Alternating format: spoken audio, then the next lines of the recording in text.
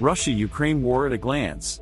Russia-Ukraine war at a glance, what we know on day 706. Russia's defense ministry said on Monday that its forces had taken control of the village of Tabavka in Ukraine's Kharkiv region, but Ukraine denied this. Volodymyr Fedyo, head of communications for Ukraine's ground forces, said, "This does not correspond to reality. There are battles taking place near this locality." The U.S. Secretary of State, Antony Blinken, warned on Monday that Ukraine's gains over 2 years of fighting were all in doubt without new U.S. funding, as NATO's chief visited to lobby Congress. The European Parliament is investigating claims that one of its members spied for Russia's FSB since at least 2004. Tatyana Zdanoka, a Latvian MEP, has denied allegations published by The Insider, a Russian investigative newspaper, which put together the story along with Estonia's Delfi, Latvia's Rebaltica and Sweden's Expressen. Insider alleged emails between Zdanoka and Russian case officers included reports on her work as a European legislator, including fostering pro-Kremlin sentiment. In March 2022, Zdanoka was one of just 13 MEPs out of 705 in the parliament who voted against condemning Russia's war on Ukraine. Politico quoted a European Parliament official as saying investigations have been opened into the allegations, which were taken very seriously. In a video on Facebook, Zdanoka said, "I have never been associated with the KGB, and I have not cooperated with any other intelligence agencies." Representatives of the EU member states will meet on Monday evening to discuss funding for Ukraine as pressure mounts on Viktor Orban to agree. An aide to Orban said the Hungarian PM said he was open to a proposed €50 billion, $54 billion, aid package and had sent a proposal with caveats to Brussels. The Ukrainian foreign minister, Dmytro Kuleba, met his Hungarian counterpart, Petr Sajardo, in western Ukraine on Monday. Russia-Ukraine war, list of key events. Fighting. At least 18 people were killed and more than 130 injured after Russia targeted Ukraine's major cities in a wave of missile strikes, Ukrainian President Volodymyr Zelensky said. Russia launched nearly 40 missiles of different types in another combined strike to try to circumvent our air defense system, he said in a somber evening address, warning the death toll could rise. 8 people were killed in Kharkiv, Ukraine's second biggest city, which was hit by 3 waves of attacks. Dozens of Kyiv residents were also injured after Russian missiles hit apartment blocks in the capital. Celeste Wallander, an assistant secretary of defense at the United States Pentagon, said the Russian missile and drone attacks were part of an attempt by Moscow to find weaknesses in Ukraine's military while additional U.S. funding for security assistance is tied up in Congress. Russia's defense ministry claimed its air assault on Ukraine targeted companies producing weapons, missiles and ammunition and had been successful. Asked by reporters about the raids and civilian casualties, Kremlin spokesman Dmitry Peskov said the Russian military does not hit social facilities and residential neighborhoods and does not hit civilians. Politics and diplomacy. Turkey's parliament voted 287 to 55 to ratify Sweden's NATO membership after more than a year of delays that frustrated Western efforts to show resolve in the face of Russia's war on Ukraine. NATO Secretary-General Jens Stoltenberg welcomed the Turkish move and said he was counting on Hungary to complete its national ratification as soon as possible. Hungary's populist Prime Minister Viktor Orban said earlier he had invited his Swedish counterpart Ulf Kristersson to Budapest to negotiate the accession deal. Russia rejected allegations that it had forcibly deported Ukrainian children to Russia. Ukraine has said that 20,000 children have been forced to move to Russia since the war erupted in February 2022. The International Criminal Court last year issued arrest warrants for Russian President Vladimir Putin and his children's commissioner over the transfers. The U.S. Central Intelligence Agency released a Russian-language video to try and persuade Russian intelligence employees to switch sides and work as double agents for Washington, amid perceived disaffection over the war in Ukraine. The documentary 20 Days in Mariupol was nominated for an Oscar.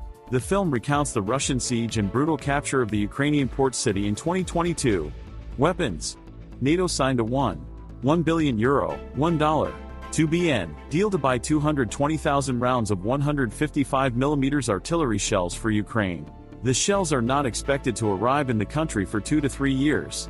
Coordinated raids in 5 European countries led to the arrest of 3 people in the Netherlands suspected of breaking sanctions to export technological and lab equipment to Russia that could have military uses, EU judicial agency Eurojust said. U.S. Secretary of Defense Lloyd Austin opened a monthly meeting of about 50 nations that coordinate support for Ukraine against Russia, but did not announce any new U.S. aid for Kyiv. Funding has been blocked by Republicans who want more action on U.S. border issues. Austin joined the meeting from home where he is recovering from surgery for prostate cancer. Russia-Ukraine war, list of key events. Russia said it would take all necessary measures to defend its citizens and key infrastructure from Ukrainian attacks. On Sunday, 2 alleged Ukrainian drones hit a major Baltic Sea terminal, starting a fire.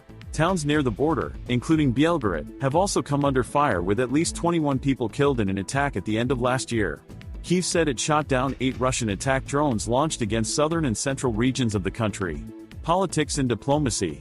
Russia's Foreign Minister Sergei Lavrov clashed with the United States and Ukraine at a United Nations Security Council meeting where Moscow ruled out any peace plan backed by Kyiv and its Western allies, and China warned that further global chaos could impact the slowing global economy. Lavrov dismissed Kyiv's peace plan as a road to nowhere.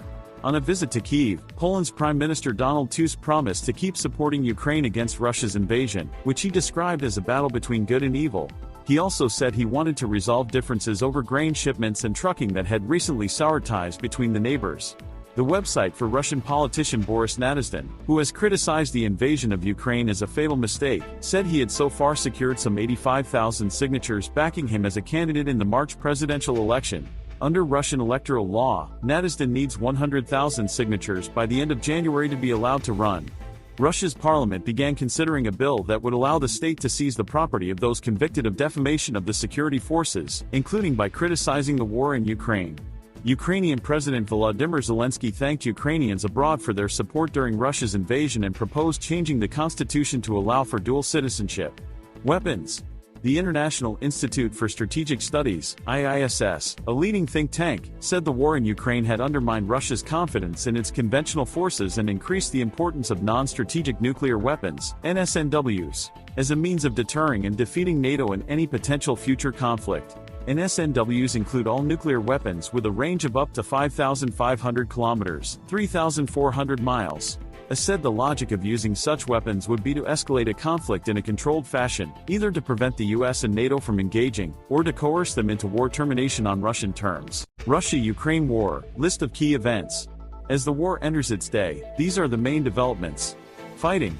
The Ukrainian Air Force said Russia launched drone and missile attacks across the country, hitting both civilian and critical infrastructure. The Air Force said Moscow attacked the central Poltava region with 2 Iskander missiles. It also launched 3 S-300 surface-to-air missiles over the Donetsk region in the east. Air defense systems destroyed 4 of 8 Russia-launched drones overnight, the Air Force said. 3 civilians were injured in the attacks. Ukraine said Russia must provide proof that an Ilyushin-76 military transport plane that crashed in the Belgorod region last week was carrying dozens of Ukrainian prisoners of war, as Moscow claims. Kirill Budanov, the chief of Ukraine's GOR military intelligence, said Kyiv had no verifiable information about who was on the plane. Ukraine's coordination staff for the treatment of prisoners of war said relatives of POWs on a list of names provided by Moscow were unable to identify their loved ones in crash site photos provided by Russian authorities. Politics and diplomacy.